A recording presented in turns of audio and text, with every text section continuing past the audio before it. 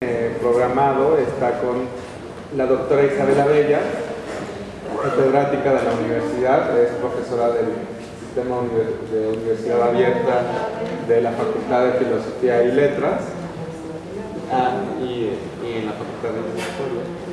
Y la sesión de hoy vamos a revisar la historia económica en ciertos puntos del México posrevolucionario. En el coloquio anterior estuvo el doctor Federico Navarrete, que nos habló sobre el mestizaje y discriminación, y la inaugural fue con el doctor Manuel Hernández sobre la noción de memoria desde la perspectiva lacaniana. La sesión de José Luis Barrios se tuvo que cancelar por motivos ajenos a nosotros, y bueno, hoy iniciamos con la doctora y te quiero agradecer mucho que hayas aceptado. Pues bueno, buenas tardes, muchas gracias. Bueno, en realidad es una experiencia nueva para mí también. Es un coloquio, digamos, sui generis, y bueno, creo que puede ser muy enriquecedor. Lástima que no pudieron conseguir los textos que recomendé, espero que después puedan hacerlo para así pues, poder pensar sobre la memoria histórica en el aspecto económico. Bueno, como Octavio me planteó que era una charla para conversar también después con ustedes respecto a su visión sobre la historia económica del México en el siglo XX, pues este es un tema que da para pues, un semestre completo.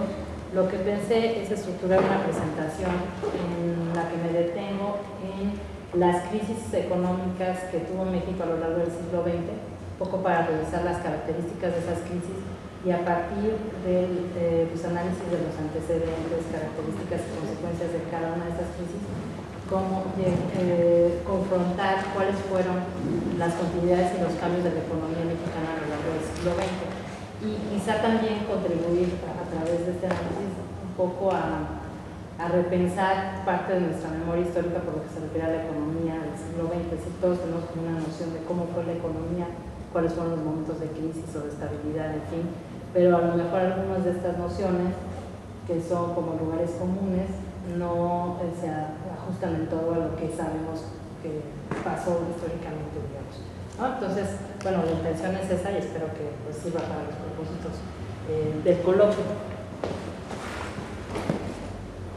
Bueno, entonces, lo que planteo es, primero hablar brevemente de la revolución y la economía. Digamos que no se puede plantear un análisis de México en el siglo XX sin referirse a la revolución, ¿no? Y eso, bueno, cabe para la cuestión política, pero también indudablemente para la economía. Y luego me detengo en la crisis de 27 a 32, que muchos quizá ubiquen más como la crisis de 1929, la crisis de 1976, la de 82 y la crisis de 1994, ¿no? Bueno, entonces, en referencia a la revolución en la economía, bueno, por mucho tiempo se tuvo la idea, que no estaba fundamentada, digamos, en la investigación, de que pues, durante la Revolución Mexicana la economía se había desestabilizado, ¿no? Es decir, dado que había habido guerra, pues tendría que haber un colapso económico, ¿no? Y ese fue un lugar común por mucho tiempo, hasta que a principios de los años 80, un investigador mexicanista muy importante, John Womack, hizo ver en un artículo que en realidad no se sabía, es decir, no había habido ninguna investigación formal sobre qué había sucedido con la economía durante la revolución, ¿no? Y planteó algunas evidencias que apuntaban al hecho de que, si bien había habido consecuencias negativas, quizá no eran tan generales o no habían sido constantes a lo largo de este periodo 1910-1920. Entonces, bueno, fue el primero que evidenció esta laguna. Entonces, hoy en día lo que sabemos a partir de los estudios que desde los años 80 se han hecho respecto a la revolución y la economía, es que, bueno, en realidad las consecuencias económicas fueron diversas. Obviamente, aunque se trató de una guerra civil con un impacto nacional, no se peleó la guerra en todas partes, ¿no? Y por tanto el efecto no fue el mismo. Digamos que hubo partes del país que quedaron prácticamente aisladas, ¿no?, de la revolución, es decir, Yucatán va a tener efectos postrevolucionarios, pero en sí la guerra no llegó a pelearse en Yucatán, ¿no? Lo mismo podemos decir de Oaxaca, ¿no? Una región que quedó más o menos aislada, y hubo otras regiones en cambio, sobre todo en la parte norte y en el sur, alrededor de la Ciudad de México, que sí lo resintieron más. Ahora, en términos de cronología, realmente podemos decir que la Revolución Mexicana empezó a repercutió negativamente en la economía, sobre todo a partir de 1913-14. O sea, ahí sí tenemos ya indicadores claros de que había, digamos, una crisis a raíz de la guerra. Y bueno, me voy a referir un poco a estos, a qué estaba sucediendo. Digamos que a partir de 1913 confluyeron varios factores. Uno, bueno, tiene que ver con las comunicaciones. Si bien es cierto que una buena parte de la infraestructura productiva del país no sufrió daños, ¿no? Porque de hecho era usada por los revolucionarios, sí empezó a haber un daño importante por lo que se refiere a la red de ferrocarriles, por ejemplo. Pues ese fue un factor que causó desestabilización y obviamente pues tuvo consecuencias, por ejemplo, de desabasto en ciertas regiones. Una investigación muy reciente, por ejemplo, para la Ciudad de México muestra cómo empieza a haber un problema real de abasto, ¿no? Para alimentos básicos a partir de este momento, ¿no? De 1913-14. También a partir de esta fecha más o menos registramos un aumento de desempleo que además se juntó con circunstancias, digamos, de clima, ¿no? Malas lluvias, malas cosechas. Bueno, esto hizo más difícil el asunto. Pero otra cuestión que sí estuvo directamente relacionada con la guerra se refiere al presupuesto, es decir, cada vez se usó una mayor parte del presupuesto para la guerra, ¿no?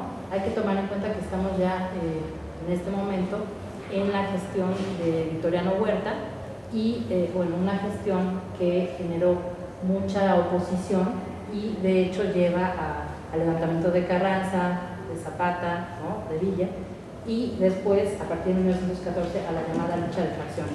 Entonces, es en este contexto en el que sí se da un declive de la economía, ¿no? Ahora, a eso hay que agregar el hecho de que justo en esta coyuntura también disminuyó el precio internacional de la plata, ¿no?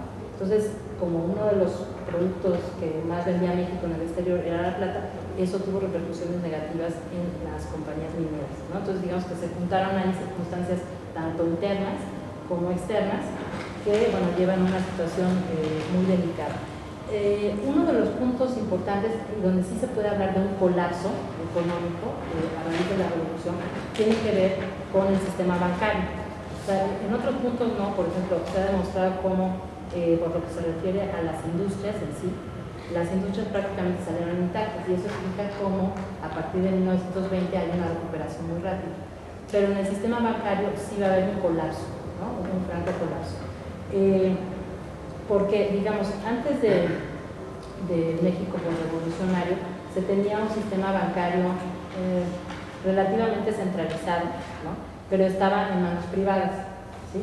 Entonces, parte de la crisis internacional de la minería, ¿no? Que repercutió negativamente en México, también tuvo un impacto sobre los bancos, ¿no? Por un lado.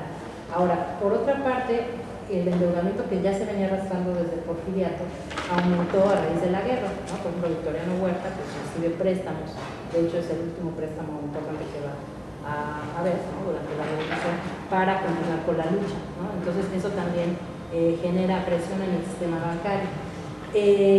Bueno, hay entonces deuda interna y externa crecientes, eso lleva a la necesidad de los grupos revolucionarios de buscar pues, fuentes de financiamiento, ¿no? Y eso va a generar también que se emitan billetes de distintas facciones, los llamados bilinguiques, ¿no? Que en realidad lo que hicieron fue generar una desconfianza muy grande por el billete, ¿no? Porque ¿qué sucedió a final de cuentas? Porque cada facción emitía su billete, o el propio, por ejemplo, Carranza hacía varias emisiones de sus billetes, y cuando llegaba la otra facción desconocía esos billetes, ¿no? Entonces, la gente lo que aprendió, o sea, la enseñanza económica de la época, bueno, pues, mejor no me quedo con un billete, es decir, si puedo, me quedo con moneda metálica, ¿no? Que esa era aceptada por cualquiera, porque tenía contenido real de metal, o sea, era oro o era plata, o